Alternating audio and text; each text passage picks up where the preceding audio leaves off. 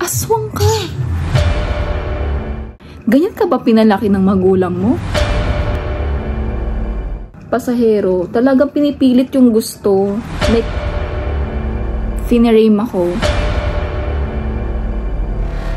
Yung mga pasahero, may nagbi-video na nakakahiya kasi Doon ako umiyak.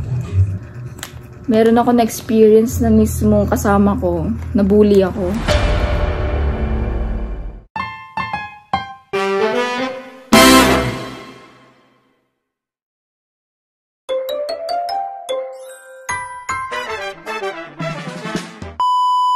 Hi! Welcome to my vlog! So ngayon, mag-uniform tayo ulit. Wow. Kasi ang content natin for today is mesmerizing our work as PSA or ground crew. But then, may bangs ako. Wala akong clip. So ito na lang ang aking best friend for today's video. May nagtanong dun sa recent or latest vlog natin about sa basic salary. Mahirap nga ba ang work as PSA? Sorry. Ang sikip na sa akin. And, papakita ko sa inyo kung paano ko ginagawa ang makeup ko before as PSA. Habang sinasagot yung mga questions na yan. Tapusin nyo tong video na to. Sobrang life-changing nito, guys. Nakakamiss rin pa lang bulik yung gantong look. Hindi lang itong look. Sobrang sikip na sa akin. And of course, i-share ko na rin sa inyo yung mga kwento ko, chismis ko, about working as a ground crew sa Philippine Airlines. Under siya ng Macro Asia. So, sa lahat ng mga gusto matry ang ground crew, visit lang kayo sa Macro Asia. Sponsored. It's not sponsored. Basta yun. So, let's go. Bye! Then, after maglagay ng moisturizer, primer. Para nagmamarinig tayo ng mukha dito. Napaka-importante nito para yung makeup, hindi siya mahirap i-apply sa mukha. Okay. May bago nga pala akong nabiling cushion. Marami ako nababasang good reviews about this. And then, may takip na yung kanyang mismong powder. So, yung texture yan parang medyo basa siya eh. So, try natin. Look at that. Look at that coverage, oh. Kung mapapansin ninyo, okay na. Hindi na kailangan mag-foundation. Kasi parang kuwang-kuwa niya na lahat ng blemishes mo. Okay. Maganda siya. So, di natin masyadong lalagyan kasi baka magmukha tayong white lady. So, this shade is Ivory. Kasi acidic ako. So, tendency, mangingitim yung nasa mukha ko. Pag na-absorb na yun ng skin ko, wala. Vanish mode na ang puti ng aking mukha. Laki ng eye bags ko. So, tingnan natin kung matatakpan ba niya yung eye bags. Look at that. So, yan na siya. Actually, hindi masyado natakpan yung mga ugat ko sa mukha. Kasi ganun talaga. It's who you are. It's who I am na may ugat sa mukha. So, it's okay. Hindi natin gustong tanggalin yan. Tuyo siya agad, actually. And then, after nito, naugali ko na talaga mag-spray ng setting spray para mag-set sa skin ko yung nilagay ko yung powder. By the way, ito palang Shea Glam. Bago ko lang din siya nabili. Actually, na-try ko na siya last time. And grabe, yung makeup ko, hindi siya madaling mahulas. Totoo. Hindi talaga siya madaling mahulas. Bawas na nga siya eh. This is my first time to buy Shea Glam setting spray. And masasabi ko talaga, sobrang sulit niya sa price niya dahil napakamura. Kasi yung mga setting spray na dati kong ginamit, sobrang mahal. So, dito sa Shea Glam na to, sobrang mura na maganda sa balat. And now, we're gonna try this Super Lock. Maganda to pag, makapal yung kilay mo. Pero since wala akong masyadong kilay, naglalagay pa rin ako nito. Oh, yes. So, since for airline yung makeup na gagawin natin, ang airline is Philippine Airlines. So, more on dapat ready siya. So, it depends naman kung anong airline ang yung pinagtatrabahuan. Pero since ako nga, sa Philippine Airlines ako, ito yung usually makeup type na ginagawa ko. Kapag gusto ko maging fierce, yung itsura ko. Then, pink. Ang lagi ko, nagsimula ako sa brownish. Ito. Nagpapatong-patong lang ako ng mga colors. So, sorry kung medyo maingay yung background kasi, you know, may mga kapitbahay. Hindi naman natin pwede paalisin. ano nga ba yung basic pay ng isang PSA. Pero ang masasabi ko lang, yung naging pay ko doon is minimum wage. Then bukod sa minimum wage, required kami mag-OT per day ng 1 hour. So, madadagdagan yung sahod din. So, it depends kung gaano kakasipag pumasok. Then, meron din siyang tinanong doon kung mahirap nga daw ba maging PSA kasi curious din daw siya. Masasabi ko lang is not for the weak. So, since nag-resign ako, weak na rin ako. Charot. Hindi. Alam niyo kung bakit? Kasi, ang dami mong ma-encounter doon ng mga rude passengers. Kailangan physically, mentally, emotionally kang available. Since sa counter ako assign, pati yung mga bagahe, madalas, kami pa yung nagbubuhat doon sa timbangan. And then, lagi yun. Yung CRO counter, tsaka doon sa counter na naka-assign ako. So, madalas tumatakbo talaga ng naka-heels sa babae. Pero ang kinagandahan dun sa, sa shift ko is, mid-shift ako, 9 to 6:45 PM, yung shift ko. So, ang nangyayari kasi doon, nagbibigay sila ng permanent schedule for you. So, pag nilagay ka nila sa mid-shift, swerte ka. Tsaka madalas, ang daming request ng mga pasahero. So, kailangan mo talagang takbuhin yun. Madalas din, may nakaka-encounter ako doon na pasahero. Talagang pinipilit yung gusto. May request seat sila na hindi pwede kasi may bayad. Ayaw naman magbayad. Kasi hindi daw full flight. Yung mga may bayad na seat, pwede ka magpa-request as long as full flight. Paunahan siya. Kasi malalaman naman yun ng agent kung full flight or hindi. Kasi sabi nila, napakadamot. Dito naman may-ari ng airline na yun. Tapos, may mga below the belt pa na, ganyan ka ba pinalaki ng magulang mo? Ang pakadamot mo naman. Parang upuan lang. Ganun. Alam niyo, isa pang mahirap doon. May naka-encounter ako doon na finirame ako, babae. Matandaan na actually na nawawala yung ID niya. So, nangyari, pinipilit niya na naiwan niya daw sa counter ko. Inabot na daw niya. Eh, ang pagkakaalala ko hindi. Wala siyang inabot pa. So, inahanap ko yung ID. Sabi ko, ibigay niya ni ID. Pero wala siya maipakita kasi yun na lang daw yung ID niya. So, paano ko siya ma-check-in kung walang ID? Tapos, nangingin ako ng tulong sa katabi kong counter na hanapin yung ID na sinasabi niya nasa counter ko. So, kahit hanapin pa nung katabi kong counter, wala talaga kami nakita sa table. Wala talaga as in. Yun na nga, break time ko. And then, nagkaroon na bomb threat sa counter. So, tendency nun, lahat ng mga agent sa counter pinapaalis kasi nga may bomb threat eh. For safety. Sa carousel namin, pinaalis. So, walang naiwan na agent doon. So, yung after na okay na, safe na, wala namang bomb talaga. Kasi may nakaiwan nga ng maleta doon. Pagbalik namin doon sa carousel namin, gulat ako. Andun na yung ID sa table. Ibabaw ng table. As in, ibabaw. So, ako naman, nabol ko yung babae, yung matanda sa loob ng boarding gate para iabot yung ID. So, pagpunta ko ng boarding gate, kakapasok ko lang, nakaabang na siya doon. Tapos, parang expected niya, papasok ako sa boarding gate para hanapin siya. Grabe, sinigaw-sigawan niya ako sa harap ng maraming tao. Sabi niya, aswang ka! May lahi ka aswang! Talagang sinigaw niya. Doon, nagbabantay. Nakatingin lang. Yung babae, dinuduro-duro na ako. Tapos lalapit na siya sa akin. Ganun-ganun niya na ako. Yung mga pasahero, may nagbi-video na. Nakakahiya, as in nakakahiya.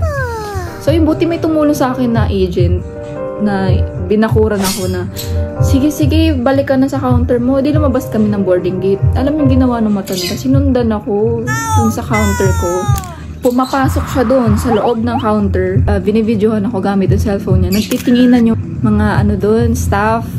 Pero buti mababait yung mga kasama ko sa counter. Talagang tinulungan ako na paalis yung babae. Alam niyo, after nun, tapos ko mapahiya. Grabe, pumunta ako ng CR. Doon ako umiyak. Bawal yung pakita ng witness sa counter. Of course, kailangan maging professional. Ako yung pinagawa ng report, incident report nung aming medyo head doon. So, sabi ko, baka pwedeng i-check yung CCTV para malaman talaga kung anong nangyari. Kasi mahabang process yun, so hindi na nagawa. yung hand carry, 10 kilos, minsan 12 kilos, 15 kilos. Gusto ipa-hand carry lang. Nampas yung kamay ko kasi ayaw kong ipa-hand carry yung kanyang luggage. Sobrang laki talaga. Hindi talaga kakasya. Sabi ko, hindi po pwede yan, nananakit na kayo.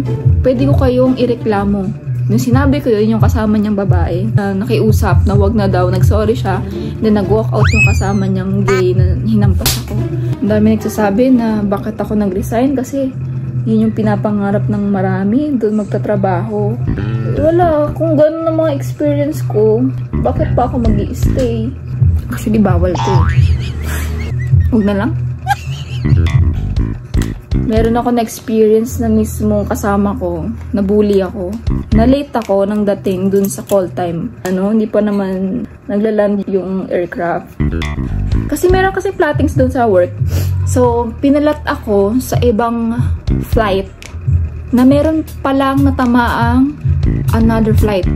So, basically, hindi ko siya kasalanan kasi hindi ako nag-plat nung flight ko.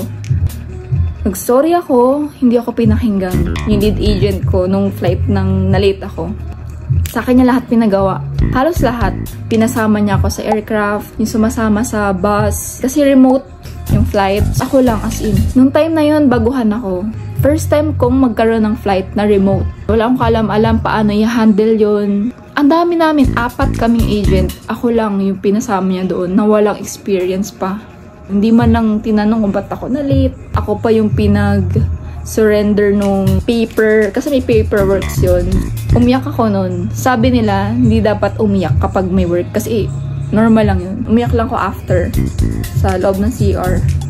Masaya ako na may mga kaibigan ako dun tumagal. I'm happy for them. Pero happy rin ako na nilet go ko yung work na yun. Kasi yun yung pinaka gusto ko talagang work. Aviation industry. Pero hindi siya para sa akin. Alam nyo, fun fact, dati pangarap ko maging flight attendant. Pero dahil nag-work ako doon, parang hindi para sa akin mag-flight attendant. Kasi dati ang taas ng tingin ko sa flight attendant. Pero simula nung trabaho ko sa airline, nag-resign ako. At hindi ko na pinursue yung pagiging cabin crew. Mag-work sa'yo, hindi mag-work sa'yo. Pero if not, wala. Hindi natin pwede pilit sarili natin doon. Ganda. Ito yung shiglam din to actually. Ganito siya. Ang cute. Ganito. So yung maglalagay lang tayo ng highlighter. Actually yung makeup na dapat nilalagay sa mukha kapag nag-work, dapat madali lang matapos kasi matagal tayo matapos tapos malilate tayo. Para saan yung makeup natin? Highlighter and contour, bronzer. Dalawa na siya. Maybelline din siya. Pero don't get me wrong. Sobra akong nag-enjoy pa rin naman sa work ko. Di naman puro worst yung mga na-experience ko doon. Marami pa rin namang mga memorable ako na-experience doon. Pero kung tatanungin ako kung babalik ba ako, tingin ko hindi na.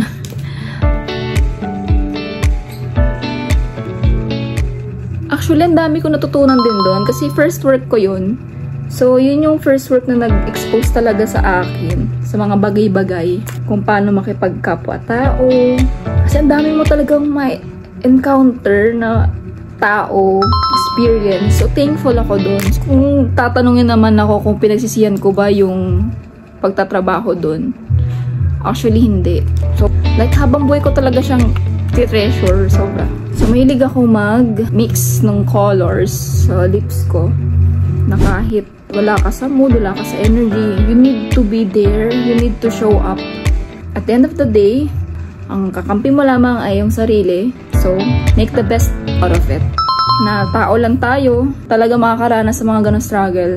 Kasi ang life, hindi naman binawa para sa mga good times lang. Kasi naniniwala ako na kaya merong good and bad para mas ma-appreciate natin yung good. Kasi once na na-experience natin yung bad and dumating yung good, mas malalaman mo yung difference ng dalawa. Mas masarap sa feeling. Alam niyo, natutunan ko rin sa work ko. Matuto maging humble. Not all the time, nasa taas ka, nasa tuktok ka. Darating talaga ang time na ibababa ka talaga ni Lord.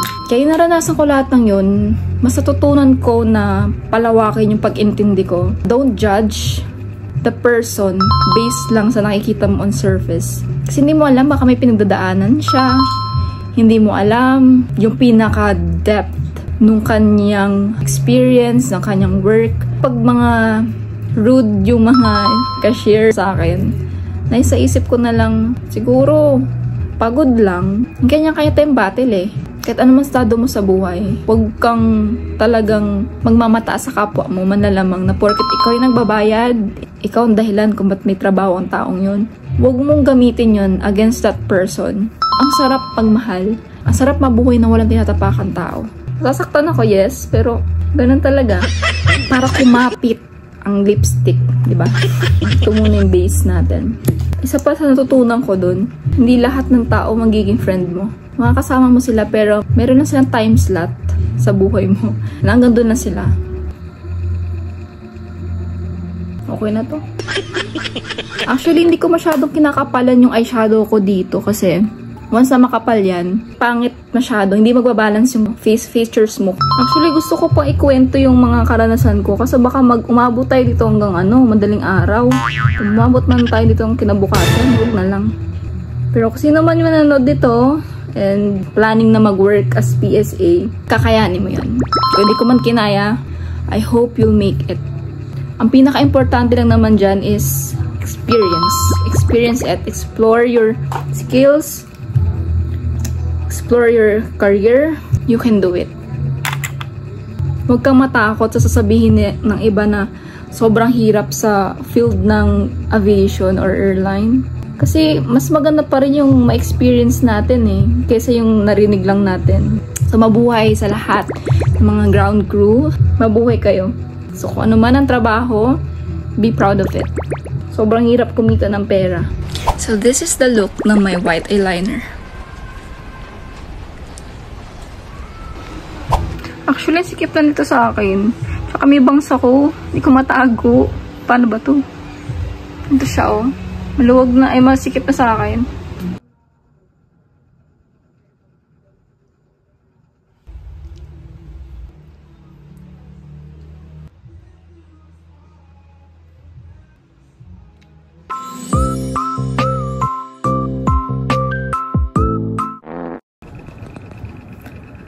Unang ginagawa